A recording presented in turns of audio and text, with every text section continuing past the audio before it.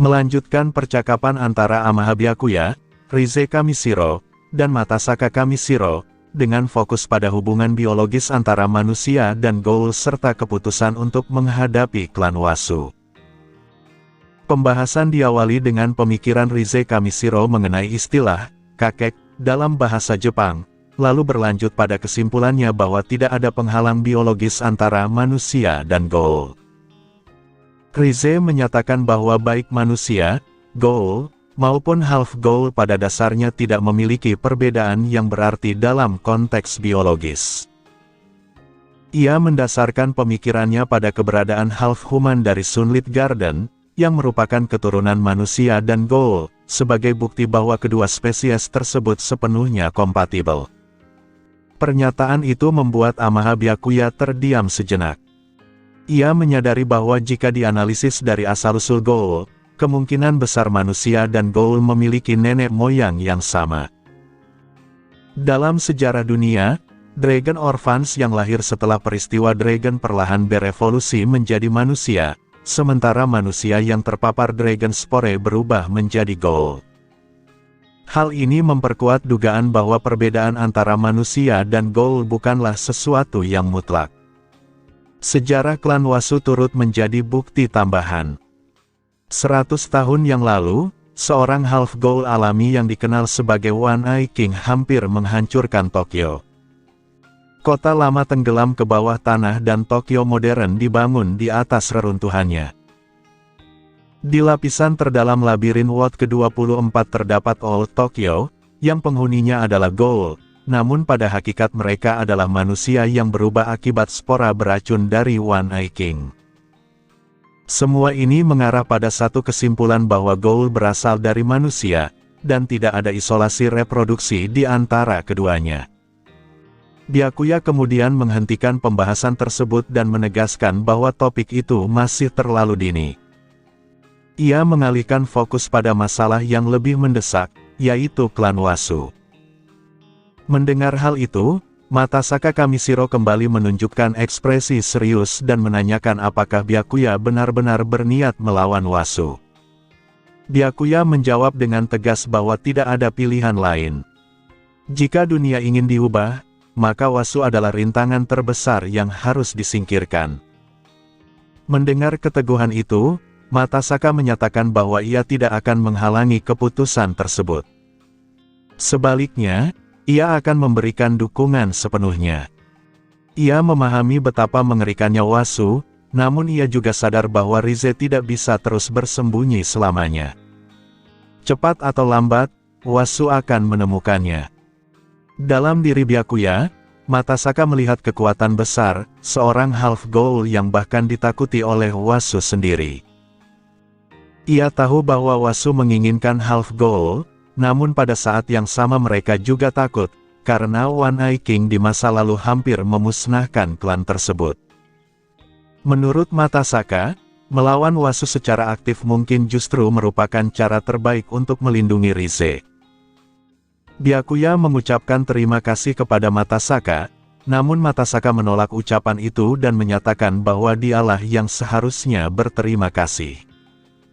Tanpa Byakuya, Rize kemungkinan besar sudah jatuh ke tangan pihak-pihak tertentu. Yang ia maksud adalah para clown. Matasaka telah lama mengetahui keberadaan mereka dan sadar bahwa mereka mengincar Rize. Gaya hidup Rize yang ceroboh membuatnya rentan menjadi target Aogiri maupun clown. Rize menunjukkan ekspresi kesal atas komentar ayah angkatnya, tetapi untuk pertama kalinya ia tidak langsung membantah. Ia tidak bisa menyangkal kenyataan bahwa tanpa Byakuya, dirinya mungkin sudah menjadi donor organ di laboratorium Akihiro Kano. Matasaka menyadari keanehan ini dan mengamati bahwa putrinya yang biasanya keras kepala justru terdiam. Setibanya di rumah, Kurona dan Nashiro kebetulan sedang berada di ruang tamu karena hari itu adalah hari libur mereka. Di sana, Matasaka Kamishiro akhirnya bertemu langsung dengan kedua gadis tersebut. Tanpa bertele-tele, ia langsung menanyakan kepada Byakuya apakah dua gadis itulah yang dimaksud ketika Byakuya menyebut adanya Goa'uld bermata satu. Istilah itu membuat Kurona dan Nashiro seketika waspada. Mendengar orang asing menyebut One Eye Goal dengan begitu santai menimbulkan kecurigaan di mata mereka.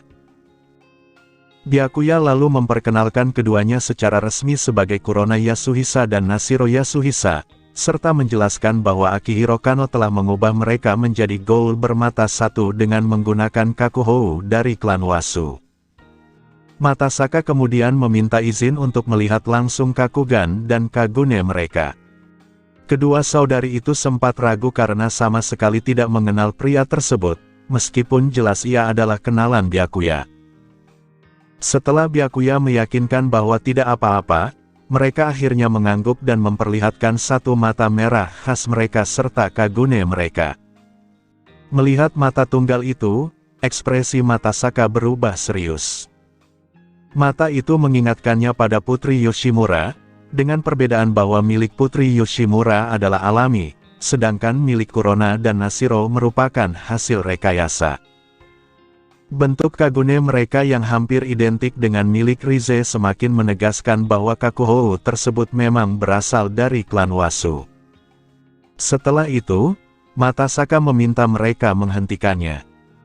Ia lalu berbicara pelan kepada Byakuya dan menyatakan kecurigaannya bahwa Furuta Nimura berada di balik eksperimen Goal bermata satu ini. Byakuya mengonfirmasi hal tersebut dengan tenang, menjelaskan bahwa rencana awal Furuta adalah menggunakan Rize sebagai donor, tetapi ia terpaksa mengubah rencana setelah gagal menculiknya. Matasaka merasa sulit memahami motif Furuta, namun ia tidak lagi tertarik untuk memikirkannya. Baginya, satu hal sudah cukup jelas, Furuta berniat mencelakai Rize. Byakuya kemudian secara resmi memperkenalkan Matasaka kepada Kurona dan Nashiro sebagai ayah Rize. Kurona menanggapi dengan anggukan kecil, sementara Nashiro menyebut bahwa mereka tidak terlihat mirip sama sekali dan ia tidak akan pernah menebaknya jika tidak diberitahu. Karena Matasaka hanyalah ayah angkat, wajar jika mereka tidak mirip. Namun Byakuya sengaja tidak meluruskan hal tersebut demi menghindari komplikasi yang tidak perlu, terutama agar keberadaan Rize tidak mudah dilacak oleh klan Wasu. Meskipun telah kembali bertemu Rize, Matasaka tidak berniat tinggal lama di distrik 20. Ia mengunjungi Anteiku untuk menemui seorang sahabat lama sebelum kembali ke distrik 6. Ia adalah pemimpin distrik 6, baik di masa lalu maupun sekarang. Penangkapannya oleh CCG di masa lalu hanyalah demi melindungi para Goal di wilayahnya. Jika ia benar-benar ingin melawan, hampir tidak ada seorang pun di CCG selain Kisou Arima yang mampu menyentuhnya. Bagi para Goal Distrik 6, Matasaka Kamishiro tetap menjadi satu-satunya pemimpin yang mereka akui. Byakuya sepenuhnya mendukung keputusan Matasaka untuk kembali mengurus wilayahnya. Di lantai 2 Anteiku, Matasaka duduk berhadapan dengan sahabat lamanya, Yoshimura Kuzen. Mereka saling menyapa setelah sekian lama berpisah. Matasaka menceritakan bahwa setelah melarikan diri dari Cochlea, ia bergabung dengan Aogiri Tree dan tetap bersama mereka hingga sekarang. Ia juga menyebut bahwa ia telah melihat Putri Yoshimura di sana. Yoshimura terdiam sejenak sebelum bertanya apakah Matasaka telah meninggalkan Aogiri. Matasaka mengiyakan, mengatakan bahwa setelah mengetahui Rize masih hidup, aman, dan dilindungi oleh pria yang dapat diandalkan, ia tidak lagi memiliki alasan untuk bertahan di Aogiri. Yoshimura menyebut Byakuya sebagai orang yang dimaksud dan menyatakan bahwa untuk Rize, Byakuya memang sosok yang dapat dipercaya. Ia bahkan mengungkapkan bahwa ia juga telah mempercayakan putrinya sendiri, Eto, kepada Byakuya. Mendengar hal itu, Matasaka tampak terkejut dan langsung memahami alasan di balik kemunculan Byakuya bersama Rize di markas Aogiri. Yoshimura menyatakan bahwa Anteiku akan melakukan segala upaya untuk melindungi Rize, sebagai imbalan atas perlindungan Byakuya terhadap putrinya. Matasaka merasa bahwa ia kembali berutang besar kepada Byakuya. Matasaka kemudian menceritakan kejadian di markas Aogiri, termasuk transformasi Byakuya yang menyerupai Kakuja. Mendengar hal itu, ekspresi Yoshimura berubah ketika ia menyadari bahwa Byakuya juga merupakan setengah Ghoul.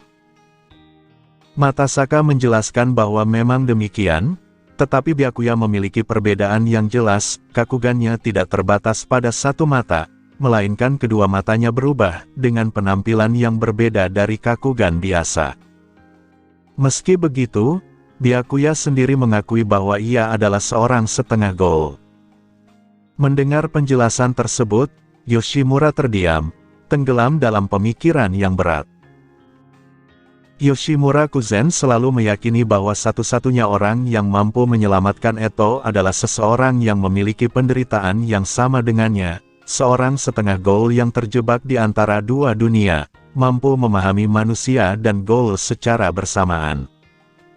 Setengah Ghoul adalah keberadaan yang terasing di kedua sisi, bukan sepenuhnya manusia, bukan pula sepenuhnya Ghoul. Mereka memiliki Kagune dan Kakuhou serta kekuatan yang tidak dimiliki manusia, namun masih bisa memakan makanan biasa, sesuatu yang mustahil bagi Ghoul. Yoshimura percaya bahwa hanya setengah Ghoul yang dapat benar-benar memahami setengah Ghoul lainnya. Ia sadar bahwa Eto kemungkinan besar telah menjalani hidup yang kesepian. Dunia Ghoul maupun dunia manusia tidak pernah memberinya tempat untuk benar-benar bernaung. Namun Yoshimura tidak berdaya untuk menolongnya, terlebih saat ia kembali merasakan pengawasan organisasi V terhadap dirinya. Ia menduga waktunya tidak lama lagi. Matasaka Kamishiro turun ke lantai bawah dan bertemu Amaha Byakuya. Ia menyatakan bahwa dirinya akan kembali ke distrik 6 hari itu juga dan meminta Byakuya menghubunginya kapanpun jika terjadi sesuatu. Byakuya mengangguk dan mendoakan perjalanan yang aman.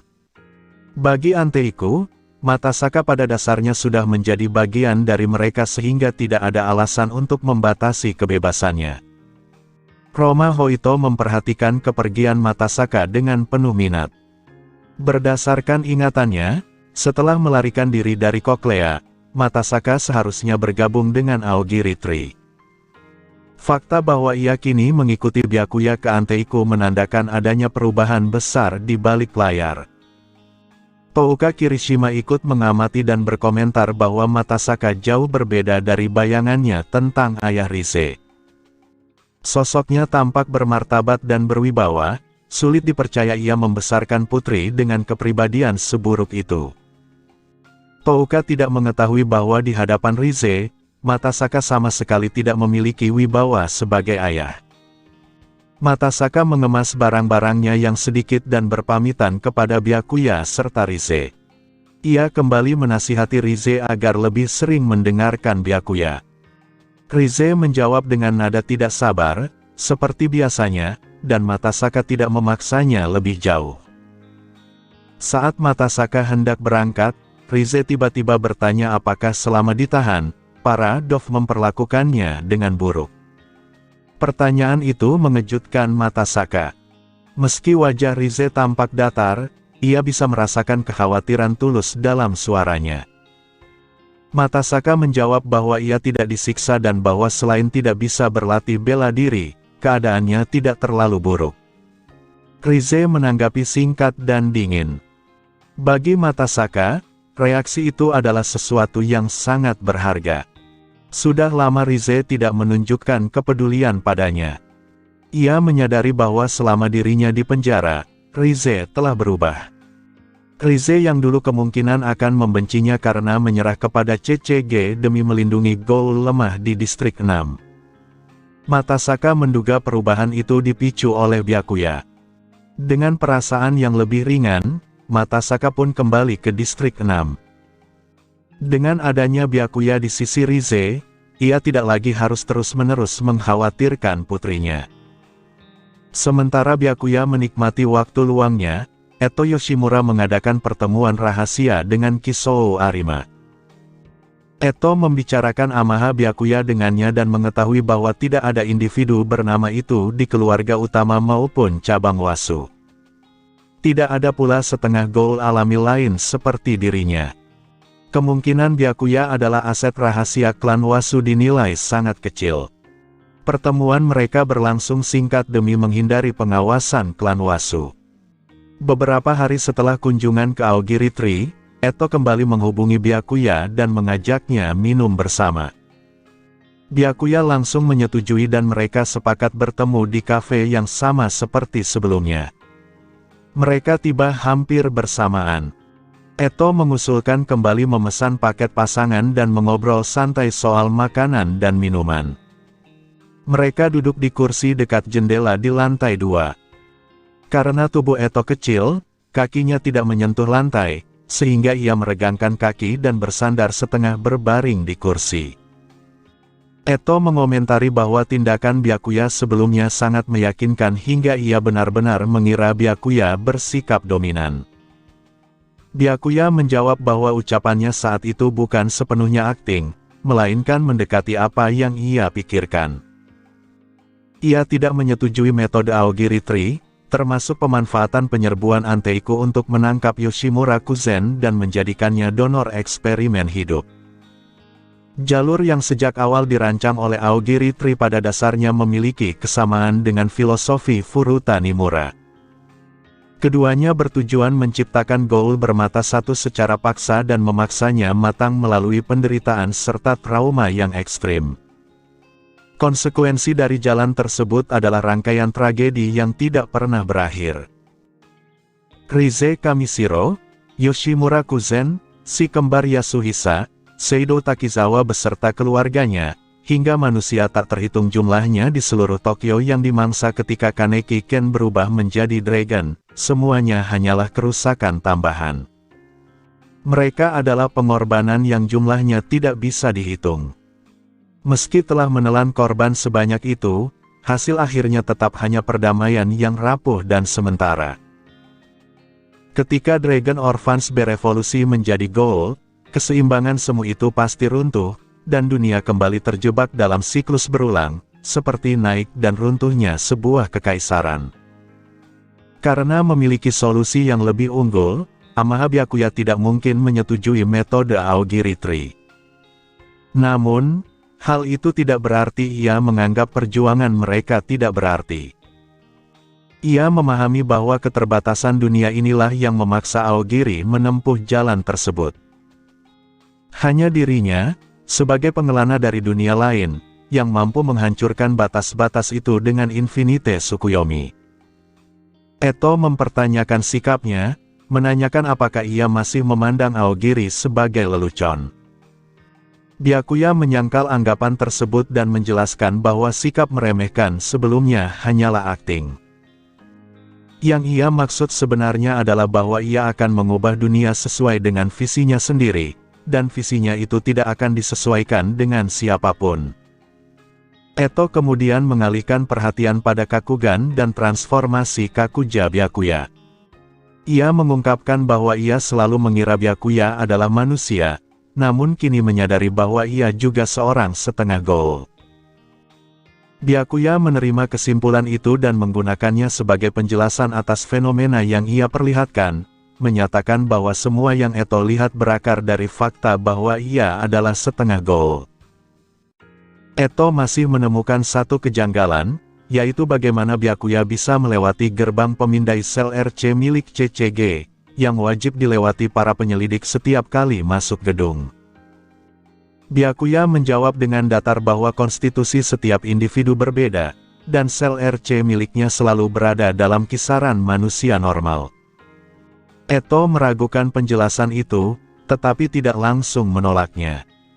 Penjelasan tersebut dinilai lebih masuk akal dibanding kemungkinan bahwa Byakuya memiliki darah Wasu. Jika klan Wasu benar-benar menciptakan setengah goal alami, hampir mustahil Kisou Arima tidak mengetahuinya. Untuk sementara, Eto memilih menerima alasan tersebut. Byakuya kemudian balik bertanya bagaimana Eto bisa mengetahui begitu banyak tentang karakteristik setengah goal.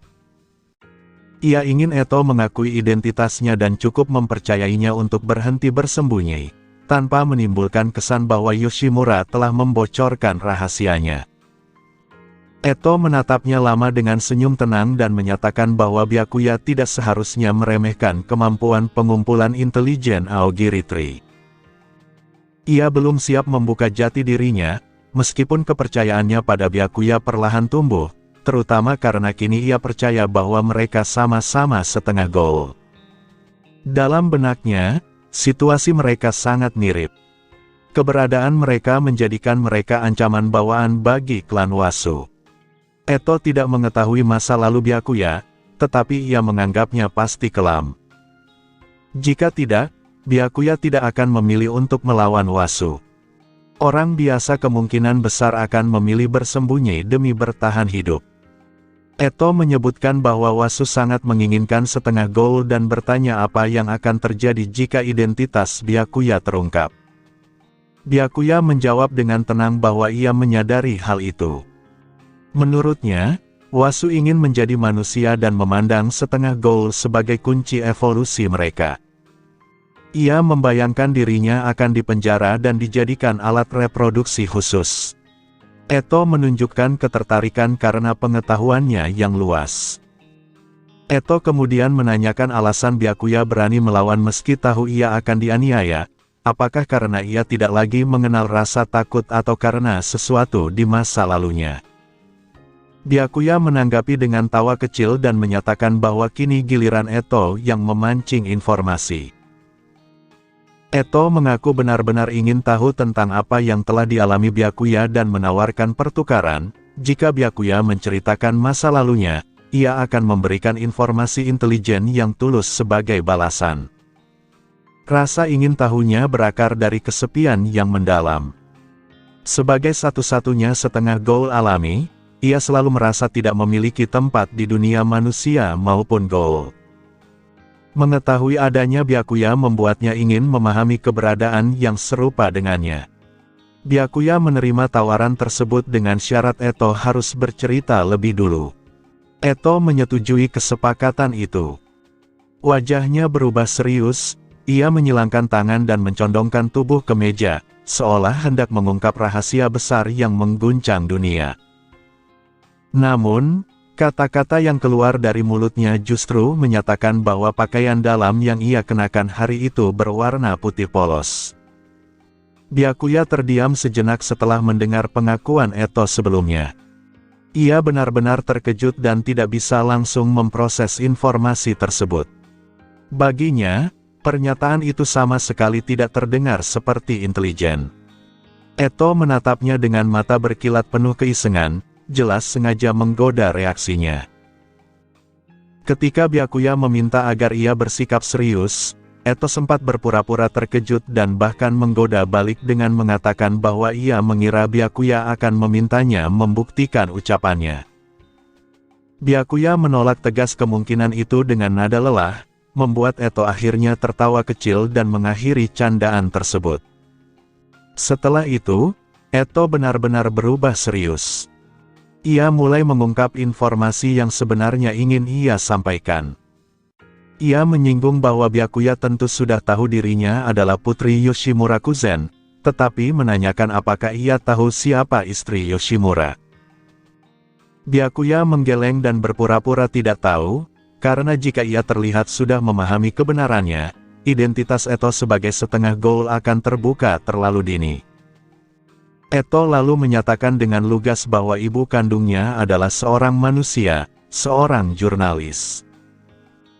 Byakuya menunjukkan keterkejutan yang disengaja dan menyimpulkan bahwa hubungan antara manusia dan gol itu berarti Eto bukan setengah manusia, melainkan setengah gol. Eto membenarkan hal tersebut dan mengakui bahwa dirinya sama seperti Byakuya, itulah alasan ia menyebut dirinya sebagai One Eye King. Pengakuan ini menjadi langkah besar, karena untuk pertama kalinya Eto secara sukarela mengakui statusnya sebagai setengah gol, meskipun ia masih belum mengungkap identitas One Eye King yang sebenarnya. Byakuya merasakan kepuasan karena berhasil memperoleh tingkat kepercayaan yang tinggi dari Eto. Baginya, semakin Eto terbuka, semakin dekat ia dengan kepercayaan penuh, termasuk pengungkapan identitas Kisou Arima di masa depan.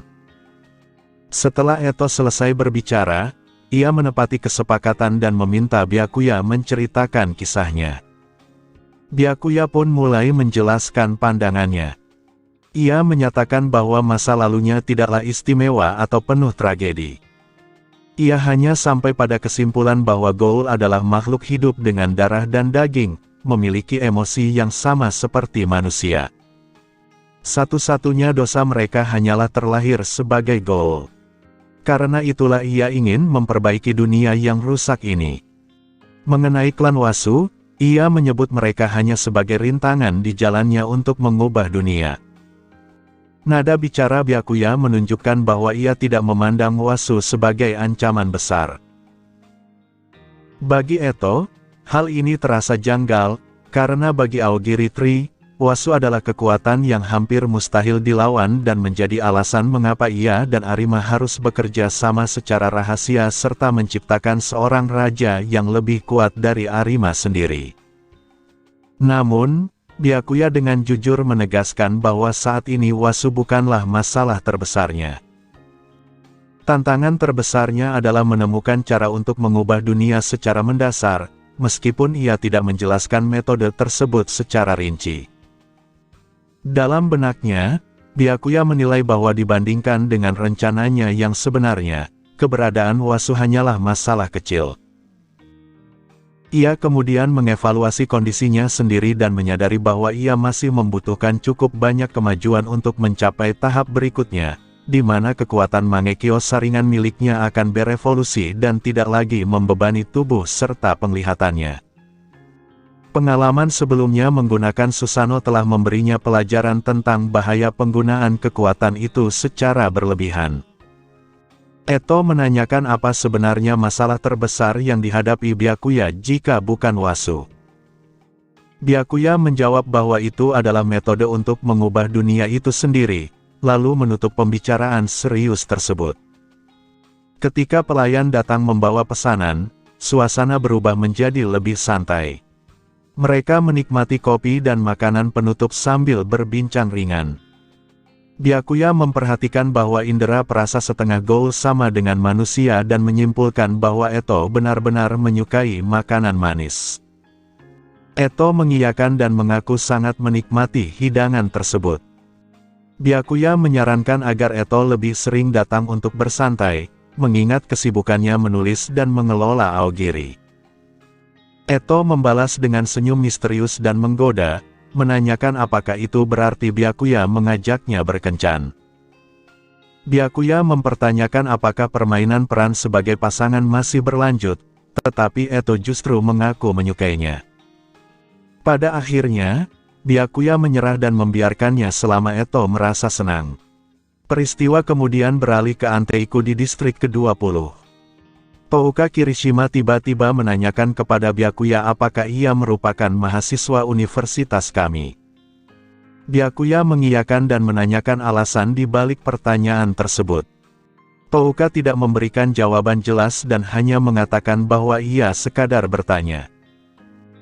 Kaya Irimi kemudian menjelaskan bahwa Touka akan menghadapi ujian masuk universitas tahun depan dan belakangan ini sibuk belajar untuk ujian akhir, sehingga jam kerjanya berkurang. Karena Byakuya adalah mahasiswa berprestasi dari kami, Irimi mengusulkan agar ia membantu Touka belajar jika memiliki waktu luang. Touka langsung bereaksi dengan rasa malu dan memprotes Irimi karena ucapannya terdengar terlalu terang-terangan. Situasi itu membuat kesannya seolah-olah Touka menanyakan kami hanya karena ingin masuk universitas yang sama dengan Byakuya. Meskipun hal itu memang benar, Touka membutuhkan tujuan yang jelas agar tetap termotivasi. Byakuya menerima permintaan tersebut dengan tenang dan menyatakan kesediaannya. Irimi tertawa dan menyerahkan urusan itu sepenuhnya kepada Byakuya. Byakuya kemudian menanyakan mata pelajaran apa yang paling menyulitkan Touka. Touka mengaku bahwa hampir semua mata pelajaran menjadi masalah baginya, namun matematika adalah yang paling buruk. Ia merasa tidak percaya diri dengan nilai-nilainya, terlebih ketika dibandingkan dengan seseorang yang berhasil masuk universitas bergengsi seperti kami. Saat Byakuya menanyakan seberapa buruk yang dimaksud, Touka kesulitan menjelaskannya dengan kata-kata. Ia akhirnya mengeluarkan lembar ujian dari tasnya dan menyerahkannya kepada Byakuya agar ia menilai sendiri. Byakuya melihat nilai tersebut dan mendapati bahwa hasilnya bahkan lebih rendah dari yang ia bayangkan. Ia memastikan bahwa nilai tersebut berasal dari ujian dengan total skor 100. Touka membenarkannya dan berusaha bersikap santai untuk menutupi rasa malunya, seolah-olah nilai rendah itu terjadi karena ia tidak terlalu peduli, bukan karena ia benar-benar kesulitan. Byakuya lalu menyatakan bahwa nilai itu sebenarnya tidak terlalu buruk karena masih menyisakan ruang yang sangat besar untuk berkembang. Ucapan tersebut membuat Touka merasa seolah-olah ia dikasihani, dan ia lebih memilih jika Byakuya mengatakan bahwa dirinya memang buruk dalam pelajaran. Namun, Byakuya menegaskan bahwa ia tidak bermaksud mengasihani. Ia menjelaskan bahwa dengan titik awal serendah itu, peningkatan akan terasa lebih signifikan dan mudah membangun kepercayaan diri serta momentum. Ia kemudian menceritakan pengalamannya sendiri, bahwa ia pernah mendapatkan nilai di kisaran 20-an dalam sistem penilaian 150 poin. Setelah memperbaiki sikap belajarnya, nilainya meningkat dengan cepat. Touka langsung tertarik dan menanyakan seberapa cepat peningkatan itu terjadi. Ia mengabaikan keanehan sistem nilai 150 poin dan fokus pada kemungkinan peningkatan tersebut. Byakuya menjelaskan bahwa dalam waktu 1 atau 2 bulan, nilainya melonjak dari sekitar 20 menjadi 90, yang jika dikonversi ke sistem 100 poin setara dengan nilai 60, dan terus meningkat setelahnya. Touka terkejut dan merasa kagum. Baginya, mencapai nilai di atas rata-rata sudah merupakan pencapaian besar, meskipun masih jauh dari standar kami. Dalam sistem pendidikan Jepang, melampaui nilai rata-rata dan nilai deviasi jauh lebih penting daripada sekadar lulus. Byakuya menjelaskan bahwa melampaui rata-rata sebenarnya tidak sulit. Menurut pengalamannya, nilai yang terlalu rendah biasanya menunjukkan bahwa konsep dasar belum dikuasai, dan dasar-dasar tersebut relatif mudah dipelajari secara mandiri. Ia menambahkan bahwa karena titik awal Touka rendah, setiap lonjakan nilai akan memberikan dorongan kepercayaan diri yang besar, menciptakan siklus positif. Namun, semua itu bergantung pada kemauan Touka untuk benar-benar berusaha. Mengubah diri menjadi siswa yang belajar mandiri setiap hari bukanlah hal mudah, dan Byakuya berharap semangat Touka bukan sekadar ketertarikan sesaat. Touka mendengarkan dengan ekspresi serius yang jarang terlihat darinya dan dengan tegas menyatakan bahwa niatnya bukanlah semangat sementara. Byakuya menanggapi dengan harapan bahwa ia benar-benar bersungguh-sungguh. Dalam benaknya, ia teringat bahwa dalam alur cerita asli, Touka pernah ingin masuk kami tetapi gagal, entah karena nilai yang tidak mencukupi atau karena runtuhnya Anteiku yang menghilangkan motivasinya. Percakapan kemudian ditutup dengan Byakuya menanyakan nilai deviasi Touka saat ini. Tsukiyama kembali datang ke Anteiku. Sejak menyatakan kesetiaannya kepada Amaha Byakuya, ia hampir datang setiap hari. Begitu masuk ke kafe, pandangannya langsung tertuju pada Byakuya dan Touka Kirishima yang duduk berdampingan, bahu mereka nyaris saling bersentuhan. Keduanya terlihat tenggelam dalam kegiatan belajar. Melihat pemandangan itu, Tsukiyama tersenyum penuh arti dan memilih untuk tidak mengganggu, lalu duduk di meja sebelah sambil memperhatikan mereka. Tatapan Tsukiyama yang terus-menerus akhirnya disadari oleh Touka dan membuatnya merasa semakin tidak nyaman.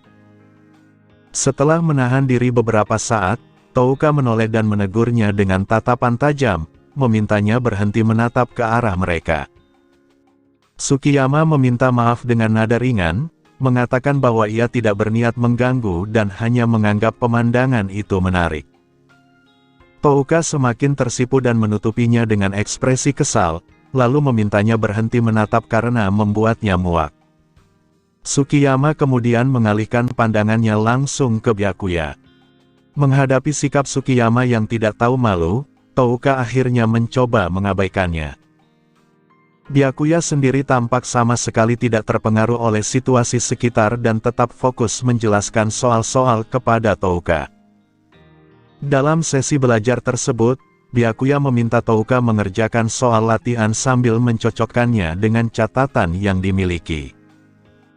Setiap kali Touka mengalami kesulitan, Byakuya akan menunjukkan konsep yang tepat untuk digunakan dan mengulanginya agar tertanam dalam ingatannya. Jika Touka masih tidak bisa menyelesaikan soal atau jawabannya salah, Byakuya akan menjelaskan penyelesaiannya langkah demi langkah. Ia menganggap pencatatan kesalahan belum diperlukan pada tahap ini karena terlalu tidak efisien ketika sebagian besar jawaban masih salah, dan menyarankan agar hal itu dilakukan nanti setelah nilainya mencapai di atas rata-rata.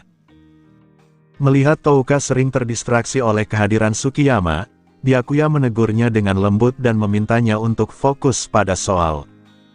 Touka mengangguk patuh. Pada saat itu, Byakuya benar-benar terasa seperti seorang guru baginya. Touka kemudian menghadapi sebuah soal yang sangat sulit. Ia merasa tahu rumus yang harus digunakan, tetapi perhitungannya semakin berantakan dan berakhir pada pecahan aneh seperti 13/297, yang jelas bukan jawaban benar. Touka terdiam menatap angka-angka tersebut. Byakuya hendak mengambil pena untuk menunjukkan langkah yang benar, dan tanpa banyak berpikir, ia meletakkan tangannya di atas tangan Touka untuk membimbingnya mencoret langkah yang salah. Ia menjelaskan bahwa kesalahan sudah terjadi sejak awal, sehingga hasil akhirnya tidak masuk akal, lalu mulai mencontohkan langkah perhitungan yang benar. Namun, perhatian Touka sepenuhnya buyar. Sentuhan tangan Byakuya membuat wajahnya memerah. Dari balik meja, Irimi, dan staf Anteiku lainnya memperhatikan dengan senyum tertahan. Mata Sukiyama berbinar penuh kegembiraan, menyadari bahwa Touka mulai jatuh hati. Ia memahami perasaan itu dan menganggap ketertarikan tersebut sebagai hal yang wajar. Sementara itu, Hinami merasakan perasaan campur aduk antara senang untuk Touka dan rasa iri yang sulit ia jelaskan. Meski tidak bisa berkonsentrasi, Touka tidak menarik tangannya. Ia membiarkan Byakuya menuntun tangannya hingga penyelesaian soal selesai. Setelah itu, Byakuya menanyakan apakah Touka mengikuti penjelasannya. Touka dengan jujur mengaku tidak, karena terlalu sadar akan tangan Byakuya yang memegang tangannya. Byakuya segera melepaskannya dan meminta maaf karena tidak menyadari hal itu mengganggunya. Touka buru-buru mengatakan bahwa ia tidak membencinya, hanya saja merasa canggung, dan ucapannya terhenti. Byakuya menanggapi dengan tenang. Tak lama kemudian, Yoriko Kosaka tiba-tiba muncul di belakang Touka dan terkejut melihatnya sudah belajar. Touka baru menyadari kehadiran Yoriko setelah beberapa saat dan terkejut. Yoriko lalu berbisik dengan nada menggoda bahwa ia melihat segalanya dan mengatakan bahwa Touka dan Byakuya terlihat sangat dekat. Touka membantah dengan panik dan mengatakan itu hanya kecelakaan, tetapi Yoriko tidak mempercayainya setelah melihat wajah Touka yang memerah dan tampak bahagia. Touka ingin menjelaskan lebih lanjut, tetapi tidak menemukan kata-kata yang tepat. Yoriko kemudian mengatakan bahwa ia tidak akan mengganggu dan akan kembali besok pada waktu yang sama, lalu pergi membawa tasnya. Awalnya, mereka memang berencana belajar bersama sore itu, tetapi setelah melihat momen intim antara Touka dan Byakuya, yang biasanya hanya terjadi pada pasangan, Yoriko memilih untuk tidak merusak kesempatan langka tersebut bagi temannya. Seiring berjalannya waktu, hari upacara kenaikan pangkat CCG akhirnya tiba. Setelan putih yang sebelumnya dibeli Byakuya akhirnya digunakan. Kurona dan Nashiro ikut menemaninya, karena acara berskala besar seperti ini hampir selalu dihadiri oleh seluruh investigator aktif. Dari special class hingga rank 3, termasuk staf kantor, ribuan orang berkumpul, meskipun pegawai umum tanpa status investigator tidak ikut dalam prosesi resmi. Nama Amaha Byakuya dipanggil sebagai investigator rank 1, dan ia menjawab kehadirannya. Direktur CCG saat ini, Wasu Yoshitoki, secara langsung mengangkatnya sebagai first class investigator. Kenaikan pangkat Byakuya menjadi sorotan utama hari itu dan disambut dengan tepuk tangan meriah. Perannya dalam menahan One Eye All membuat banyak orang menganggap promosi ini sepenuhnya pantas. Tanpa dirinya, jumlah korban di pihak investigator akan jauh lebih besar. Bahkan, sebagian orang merasa bahwa kenaikan dari rank 1 ke first class masih kurang dan menilai Byakuya layak langsung menjadi associate special class. Namun, peraturan tidak memungkinkan seseorang melewati jenjang secara langsung. Contohnya, Arima Kisou sendiri dahulu hanya naik dari rank 2 ke rank 1 meskipun prestasinya luar biasa. Meski begitu, pencapaian bersifat kumulatif, dan karir Arima kemudian melesat cepat. Hal ini membuat jalan Byakuya menuju puncak kini terbuka lebar, karena CCG tidak memiliki alasan untuk menghambat perkembangan seseorang dengan kekuatan sebesar dirinya. Dengan selesainya upacara, Byakuya resmi menjadi first class investigator. Promosi ini juga memicu hadiah dari sistem berupa 40 fusion points, jumlah yang cukup besar dan membuat Byakuya memperkirakan bahwa kenaikan ke Associate Special Class atau Special Class nantinya akan memberi hadiah yang jauh lebih besar. Selanjutnya, Suzuya Juuzu dipanggil dan dinaikkan dari rank 3 menjadi rank 2 investigator.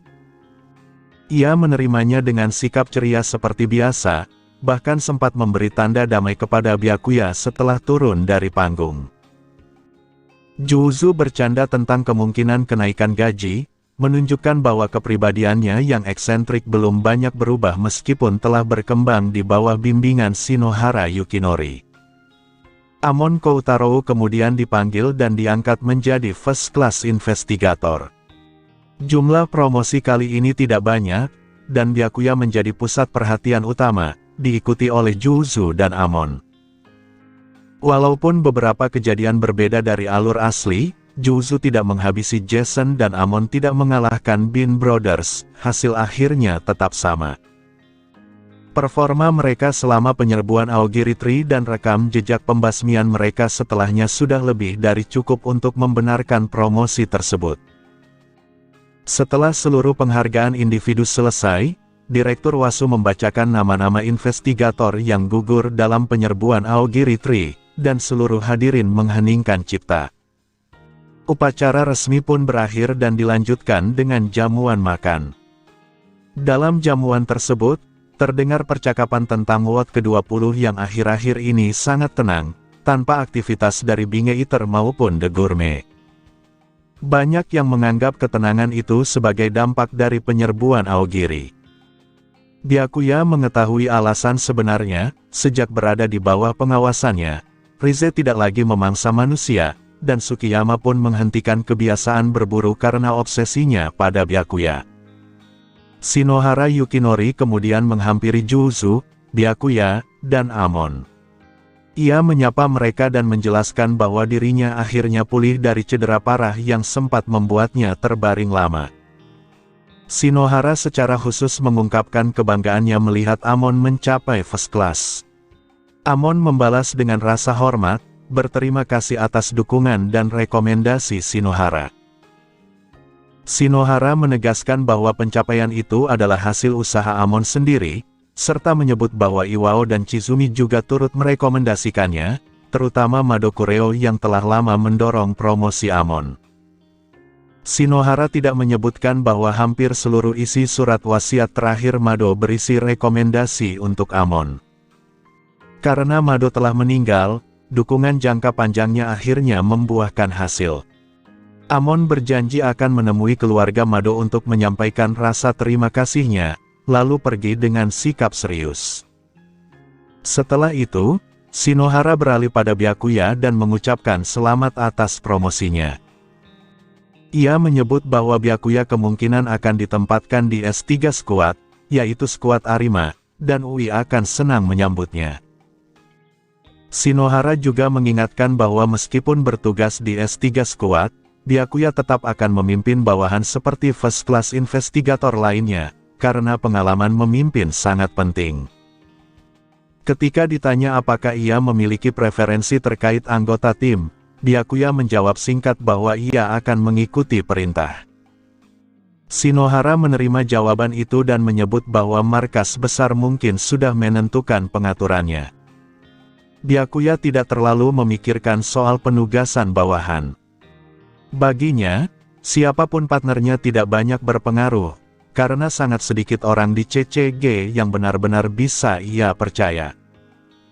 Kepercayaan yang ia maksud adalah orang-orang yang bisa ia izinkan masuk ke rumahnya, tempat para Ghoul tinggal, tanpa takut akan dilaporkan. Karena tidak ada satupun yang memenuhi kriteria itu, siapapun bawahan yang ditugaskan kepadanya terasa sama saja. Satu-satunya pengecualian hanyalah Kurona dan Nashiro, tetapi merebut mereka dari Special Class Kyoko Aura terasa tidak pantas. Saat itulah Shio Ihei menyapanya dari belakang dan mengusulkan untuk menjadi partner Byakuya. Byakuya sudah menyadari kehadirannya sejak langkah kaki mendekat. Ketika ia menoleh, Shio tidak sendirian. Kisou Arima datang bersama seluruh S3 Squad. Byakuya menyapa Arima dan Ui, sementara Shinohara Yukinori memutuskan mundur karena Arima sudah tiba, lalu memanggil Juzu untuk melihat medali dan sertifikatnya. Arima menyatakan bahwa sudah lama mereka tidak bertemu, dan Ui berkomentar bahwa waktu terasa berjalan cepat karena Byakuya akan segera bekerja bersama mereka. Byakuya kemudian menanyakan peringkat Shio dan mengetahui bahwa Shio masih rank 1. Shio tertawa dan mengatakan bahwa Byakuya kini telah melampauinya, serta menjelaskan bahwa ia ingin berpartner karena belum pernah memiliki partner tetap. Percakapan itu terputus oleh kemunculan Akira Mado, yang memperkenalkan dirinya sebagai investigator rank 2 dan bawahan resmi First Class Investigator Amaha Byakuya. Penugasan itu adalah keputusan langsung dari direktur. Byakuya terkejut, karena ia mengira Akira akan dipasangkan dengan Amon, seperti dalam alur yang ia kenal. Meski begitu, ia menerima keputusan tersebut dan meminta maaf kepada Shio. Shio tidak mempermasalahkannya, karena mereka tetap akan bertarung bersama di S3 Squad. Akira memberi hormat singkat kepada Shio. Arima menyebut bahwa Akira dan Byakuya sama-sama lulusan terbaik dan merupakan pasangan yang sangat cocok. Akira menanggapinya dengan rendah hati, sementara Byakuya menyatakan akan berusaha menjalankan perannya sebagai atasan. Di tengah percakapan, Byakuya merasakan tatapan Haru Ihei yang terus tertuju padanya, meskipun Arima juga memuji Akira. Shinohara kembali bergabung dan berkomentar bahwa Akira sebagai bawahan Byakuya adalah kombinasi yang tak terduga namun baik. Ia mengingatkan Akira untuk mendengarkan Byakuya karena kemampuannya luar biasa, meski ia yakin Akira sudah cukup dewasa untuk memahami hal itu. Setelah pertukaran singkat, Akira pamit, karena baginya berlama-lama tanpa tujuan adalah pemborosan waktu, sifat pekerja keras yang ia warisi dari ayahnya, Kureo Mado. Di sisi lain aula, Kurona dan Nashiro masih berada di jamuan bersama Special Class Aura. Situasi itu sangat menyiksa bagi mereka. Meja penuh makanan manusia yang rasanya seperti sampah busuk bagi Ghoul, sehingga hanya alkohol yang bisa mereka telan. Meski tidak suka minum, anggur jauh lebih bisa diterima dibanding makanan. Untuk menghindari kecurigaan, mereka harus berpura-pura makan dengan teknik fake eating yang diajarkan Rize, menelan tanpa mengunyah dan menahan rasa mual, sambil berpura-pura menikmati makanan, dengan rencana memuntahkannya nanti di toilet. Aura menyadari ada yang aneh dari sikap mereka, meski tidak mencurigai mereka sebagai Ghoul. Ia kemudian menyebutkan bahwa investigator Amaha berada di arah lain dan mempersilakan mereka pergi jika ingin menemuinya.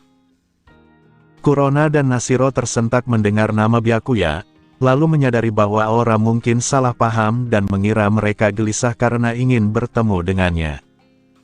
Meski malu, itu menjadi alasan sempurna untuk meninggalkan jamuan. Aura merasa kecurigaannya semakin kuat bahwa kedua saudari itu memiliki hubungan khusus dengan Byakuya. Saat Kurona dan Nashiro tiba, Akira baru saja pergi. Mereka berpapasan dan saling bertukar pandang singkat tanpa arti khusus. Kurona hendak menyapa Byakuya, tetapi berhenti ketika melihat Arima dan S3 Squad. Arima menyapa mereka dengan ramah dan mengatakan bahwa ia mendengar mereka bekerja dengan baik di bawah Aura. Ui menambahkan bahwa evaluasi Aura terhadap mereka sangat tinggi dan promosi seharusnya tidak lama lagi. Juzu, yang berada di dekat Byakuya, bersembunyi di belakangnya, masih menyimpan ganjalan soal tuduhan penyiksaan kucing di masa akademi. Kurona dan Nashiro merasa canggung, menyadari bahwa mereka salah menilai Juzu saat itu. Byakuya merasakan ketegangan, tetapi memilih tidak ikut campur. Kurona akhirnya membuka pembicaraan dan meminta maaf atas kesalahpahaman di masa lalu, menjelaskan bahwa Byakuya telah menerangkan kejadian sebenarnya. Juzu terkejut, tetapi begitu permintaan maaf itu diucapkan, rasa kesalnya langsung hilang. Ia tersenyum lebar dan mengatakan bahwa ia tidak terlalu peduli. Dengan cepat, kesalahpahaman itu pun berakhir. Pembicaraan beralih ke S3 Squad. Ui menjelaskan bahwa Byakuya hanya akan dipanggil untuk misi S3 bila diperlukan atau saat ia senggang, karena ia kini memimpin bawahannya sendiri. Byakuya menyatakan mengerti. Ui juga menyebutkan bahwa masih ada beberapa hari sebelum kerjasamanya dengan Akira resmi dimulai, dan menyarankan agar Byakuya menggunakan waktu itu untuk mengenal anggota S3 Squad. Shio dengan antusias memberi isyarat damai, dan Byakuya menyetujuinya. Keesokan malamnya, Byakuya makan bersama anggota S3 Squad, kecuali Arima. Ui menjelaskan bahwa Arima dipanggil oleh chairman untuk urusan lain. Byakuya memahami kesibukan Arima. Mereka pun memesan makanan. Byakuya memilih secara acak karena tidak terlalu lapar, lalu menanyakan pilihan Shio. Saat giliran Hairu, ia menyatakan lebih tertarik pada dessert, tetapi tidak menemukannya di menu. Ui menjelaskan bahwa tempat itu tidak menyediakan dessert dan menyarankan Byakuya, yang paling mengenal WOT 20, untuk mengantarnya ke toko dessert. Byakuya menyetujui. Dalam perjalanan, Hairu tersenyum dan memanggilnya Amaha Senpai, karena Byakuya lebih tua dan berpangkat lebih tinggi. Byakuya menerimanya. Di tengah jalan, mereka melihat seseorang dengan penampilan dan perilaku mencurigakan. Sebelum Byakuya sempat bereaksi, Hairu langsung mengejar orang tersebut. Targetnya menyadari pengejaran dan melarikan diri. Hairu terus mengejar tanpa ragu, memaksa Byakuya ikut serta, karena ia tidak mungkin membiarkannya sendirian. Tak lama setelah Akira Mado pergi, Kurona dan Nashiro Yasuhisa tiba. Sebelumnya, mereka sempat berpapasan dengan Akira saat berlawanan arah, tetapi hanya saling melirik singkat tanpa emosi apapun karena mereka benar-benar tidak saling mengenal. Kurona hendak menyebut nama Byakuya, tetapi kata-katanya terhenti ketika ia menyadari kehadiran Special Class Investigator Arima dan seluruh anggota S3 Squad. Ia mengenali Arima dan Associate Special Class Ui, tetapi tidak mengetahui peringkat anggota lain seperti Hairu Ihei dan Shio Ihei. Arima berbicara dengan sikap ramah dan bersahabat, jauh dari aura dingin dan mematikan yang biasa ia tunjukkan di medan perang. Ia mengatakan bahwa ia mendengar Kurona dan Nashiro bekerja di bawah Special Class Aura, serta mendorong mereka untuk terus berusaha agar segera naik ke rank 1. Kedua saudari itu menjawab serempak bahwa mereka akan berusaha sebaik mungkin. Ui menambahkan bahwa Aura sering memberikan penilaian tinggi terhadap Kurona dan Nashiro, sehingga promosi ke rank 1 seharusnya tidak lama lagi. Ia juga menyebut bahwa sejak masa akademi, banyak orang menggunakan panggilan Kuro dan Shiro untuk memudahkan, meskipun Byakuya selalu memanggil mereka dengan nama lengkap. Jika Byakuya tiba-tiba menggunakan julukan itu, kemungkinan besar mereka justru akan merasa tidak nyaman. Saat melihat Kurona dan Nashiro, Juuzu Suzuya segera bersembunyi di belakang Byakuya, jelas enggan mendekat atau menyapa mereka. Ia masih menyimpan ganjalan atas kejadian di akademi, ketika dirinya dituduh melakukan penyiksaan terhadap hewan. Juuzu memang dikenal sebagai orang yang sulit melupakan kesalahan orang lain. Kurona dan Nashiro pun menyadari kehadiran Juuzu, dan suasana menjadi canggung. Byakuya sebelumnya telah menceritakan kejadian di akademi kepada mereka, menjelaskan bahwa ia melihat pelaku sebenarnya, tetapi tidak berada dalam posisi untuk membongkarnya saat itu. Mereka mempercayai Byakuya sepenuhnya, sehingga menyadari bahwa merekalah yang telah bersalah besar kepada Juuzu. Byakuya merasakan ketegangan yang muncul, memahami sepenuhnya penyebabnya, tetapi ia memilih untuk tetap diam dan membiarkan mereka menyelesaikannya sendiri. Akhirnya, Kurona dan Nashiro melangkah maju. Mereka mengakui bahwa apa yang terjadi di masa lalu adalah kesalahan mereka. Mereka menjelaskan bahwa Byakuya telah menceritakan kebenaran, dan Juuzu bukanlah pelakunya. Karena itu, mereka ingin meminta maaf, terlebih karena kebetulan bertemu pada hari itu.